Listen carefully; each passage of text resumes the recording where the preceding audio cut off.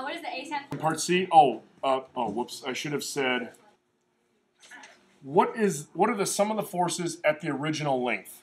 So what's happening is maybe this simile. Do you get what I'm saying?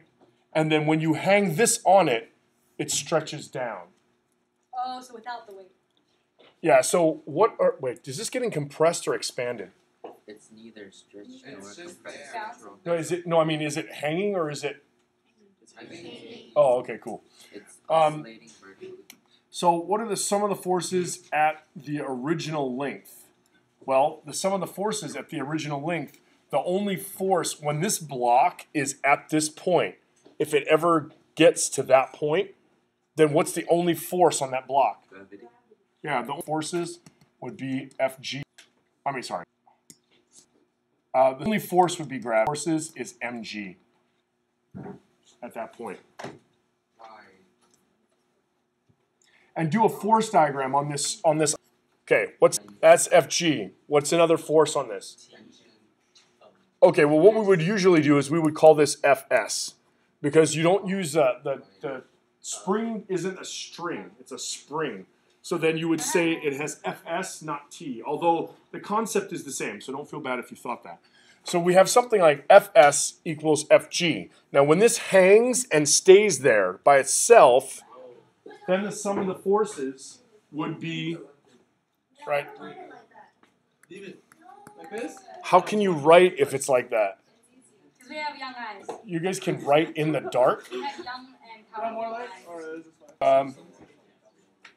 Imagine you're recording. So as this equilibrates, right, then the sum of the forces would be 0, like when it's just hanging there. Does this make sense? Wait, the box is on there. Yeah, this box is on there and it stopped bouncing. It stays in one place. Then the sum of the forces would be 0, and we would say something like Fs minus Fg equals 0, or we would say Fs equals Fg. Does that make sense to everyone?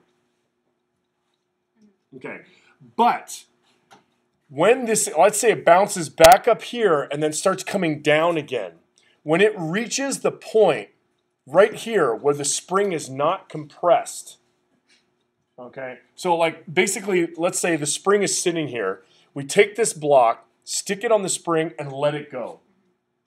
The moment we let it go, its velocity is essentially 0, right? And the spring has no force because it's not stretched yet. Is there an acceleration on the block? The moment we let it go. Gravity?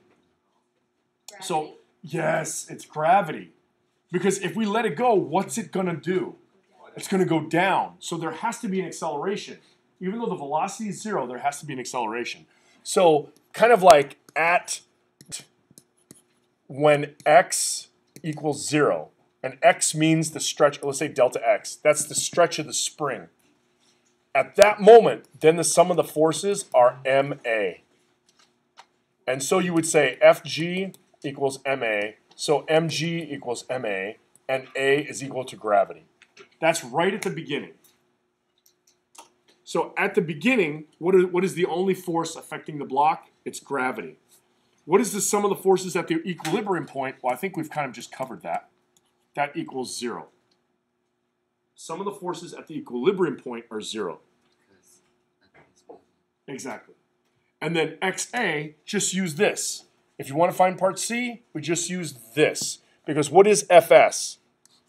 That's KX. And this is mg. So x is going to equal to k, equal to mgk. So x is going to equal to mg over k. That's how much it has to stretch. So m is 0.25, g is 10, so that's 2.5, divided by 40, what's that, 16? No, 1/16?